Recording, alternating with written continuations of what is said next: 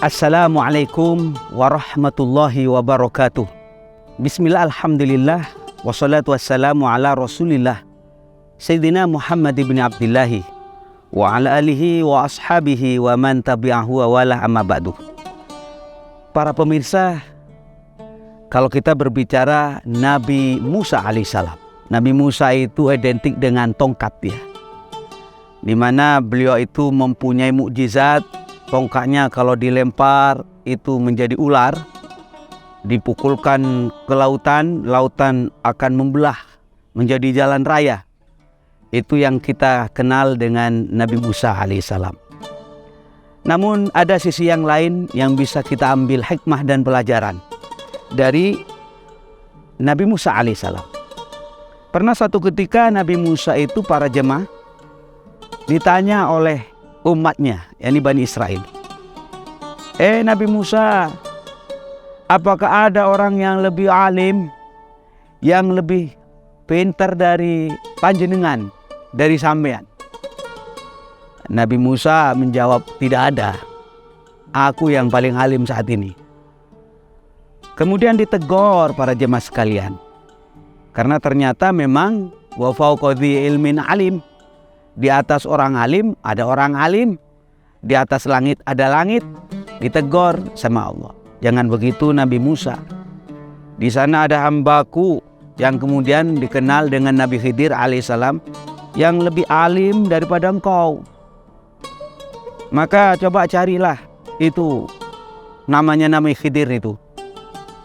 Maka kemudian fawajada abadam min ibadina, bertemulah Nabi Musa alaihissalam dengan Nabi Khidir. Kemudian para jamaah, Nabi Musa alaihissalam menyampaikan, Nabi Khidir, saya ingin belajar kepada engkau. Sekiranya saya mendapatkan ilmu, karena Allah memberi petunjuk agar saya belajar kepada engkau, Nabi Khidir. Apa para jemaah sekalian jawaban Nabi Khidir? Nabi Musa, innaka lan tastati'a ma'ya sabra. Kamu gak bakalan sabar, kamu gak bakalan kuat untuk menjadi murid saya. Kata Nabi Musa, bagaimana saya akan sabar, wong belum ikut ya. Ayo kita jalanilah, insya Allah satajuduni, kamu akan menemukan kepada aku itu orang-orang yang sabar. Sabar nanti saya, insya Allah minas sabirin. Para jemaah sekalian, akhirnya fantolako, berjalanlah Nabi Musa dengan Nabi Khidir itu. Yang pertama, Nabi Musa dengan Nabi Khidir itu berjalan di pinggir laut.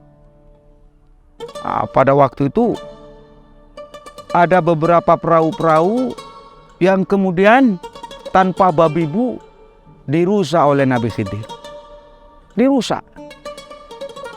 Akhirnya para jemaah sekalian ditegur oleh Nabi Musa. Kenapa Nabi Khidir kok dirusak? Ini kan perahu orang. Kok digompelin? Tidak dirusak semua, tidak dihancurin semua, enggak, cuma dirusak sedikit. Akhirnya apa katanya Nabi Khidir alaihissalam? Nabi Musa, bukankah aku sudah mengatakan kamu enggak bakalan kuat? Jangan banyak nanya. Syaratnya kan begitu. Kalau kamu ingin ikut saya, menjadi murid saya, jangan banyak nanya. Oh ya, mohon maaf. Mohon maaf. Ya, saya maafkan. Ayo jalan lagi. Jalan para jemaah sekalian. Hatta idza laqiya ghulaman faqatalah.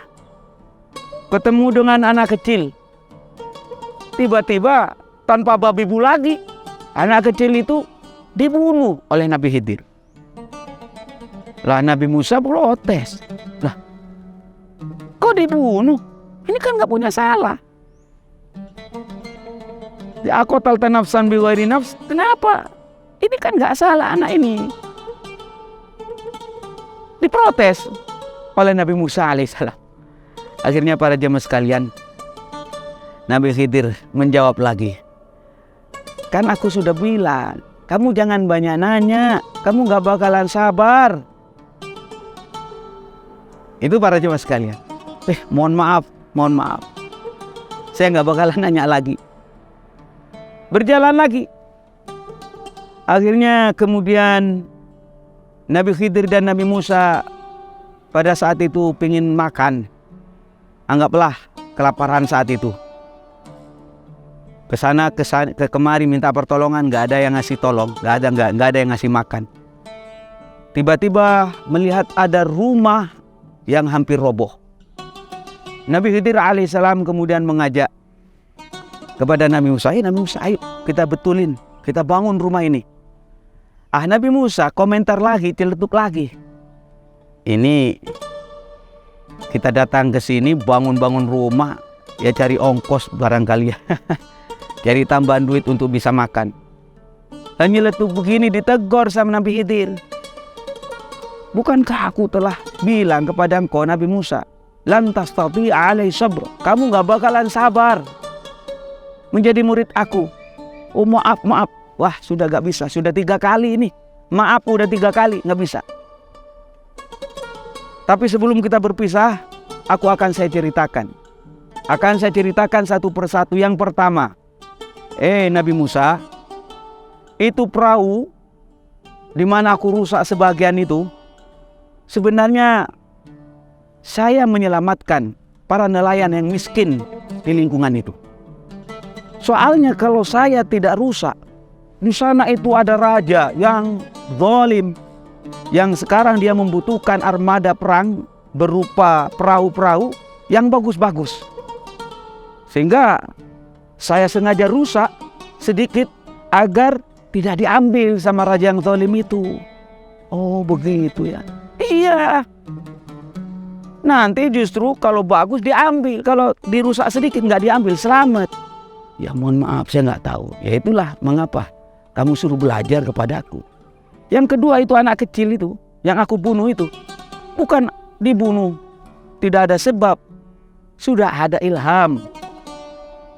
Dibisikin langsung oleh Allah. Ini anak besok kalau dewasa, anak ini akan durhaka, melawan, mudarat, berbahaya kepada kedua orang tuanya. Oh begitu. Ya sebelum jadi dewasa, aku bunuh duluan. Yang nomor 3 itu, rumah yang aku bangun itu, Nabi Musa, adalah rumah anak yatim. Jadi lihulamain yatimain, ada 2 anak yatim di situ. Saya berharap nanti kalau dibangun, di bawahnya itu ada harta karun peninggalan bapak dan ibunya. Sehingga nanti kalau dewasa, tidak hilang itu harta karun itu dan bisa diambil, dimanfaatkan oleh anak yatim tersebut. Itu maksud saya. Oh begitu kata Nabi Musa. Ya mohon maaf.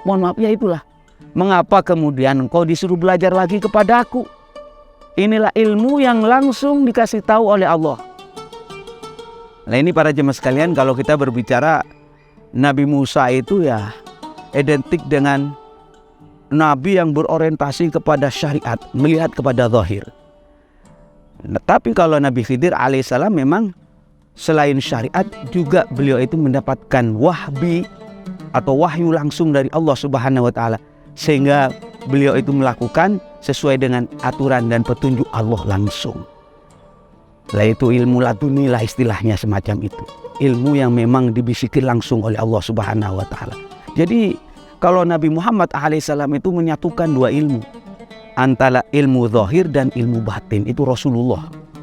Jadi kalau madhab yang saya katakan Nabi Musa ini ya madhab syariah zahir. Kalau Nabiullah Khidir alaihissalam ini madhabnya itu cenderung kepada madhab syariat yang batin. Kalau Rasulullah SAW itu menyatu antara zahir dan batin, itu seimbang. Sehingga apa yang disampaikan oleh Rasulullah SAW itu tidak membuat goncangan kepada para sahabat dan para umatnya. Saudara, cerita ini banyak kita bisa mengambil hikmah, yakni sejarah daripada Nabi Musa dan Nabi Khidir. Yang pertama, bagi kita seorang talibul ilm, termasuk kita para santri, termasuk umat Islam, kalau kita belajar kepada seorang ulama, maka syaratnya jangan banyak nanya. Kalau Anda yakin ini kiai, ini ustadz, ini ulama, sudah yakin keilmuannya, sudah sami'na wa ata'na, kita ikut. Dan jangan sampai kita itu bersuudzon, berburuk sangka kepada guru, berburuk sangka kepada kiai. Wah, kiai saya kok mengajarkan begitu? Jangan. Maka kita harus berhusnudzon, berbaik sangka kepada guru, kepada ulama, kepada kiai yang mengajarkan kepada kita. Itu diantaranya. Kemudian para jemaah sekalian, yang bisa kita ambil hikmah yang lain adalah berkaitan dengan peristiwa Nabi Musa dan Nabi Khidir ini adalah kita ini harus bersabar. Bersabar. Di dalam kita menuntut ilmu banyak ujian dan godaan. Maka dalam hal ini cerita yang saya ceritakan tadi bagaimana Nabi Musa alaihissalam dikatakan oleh Nabi Khidir, lan tastati'a ma'aya sabra, kamu gak bakalan sabar menjadi murid saya. Lah ini pesan pada kita. Pesannya apa? Ayo kita bersabar di saat kita menuntut ilmu. Yang terakhir para jemaah sekalian, dalam kesempatan ini saya ingin menyampaikan bahwa bagaimana kita itu menjadi seseorang muslim yang baik, belajar dari peristiwa Nabi Musa alaihissalam untuk tidak sombong dengan keilmuan kita. Kita harus tawadhu. Nabi Musa alaihissalam ketika ditegur oleh Allah untuk belajar lagi, belajar lagi. Kita sebagai kiai, sebagai ulama, ada waktunya untuk belajar lagi, mengasah ilmu lagi, mengaji kepada kiai-kiai yang lebih sepuh. Ini penting. Untuk apa? Untuk menurunkan tensi kita agar tidak sombong.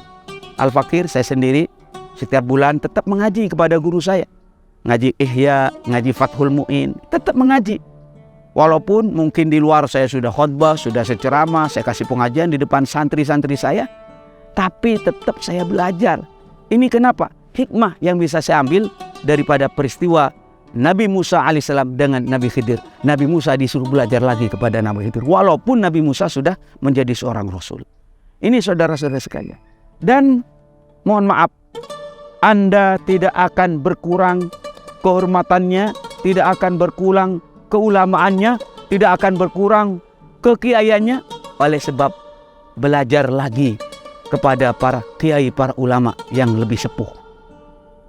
Justru kalau kita belajar lagi, bal rafa'ahullah, kita akan diangkat derajatnya oleh Allah Subhanahu wa taala.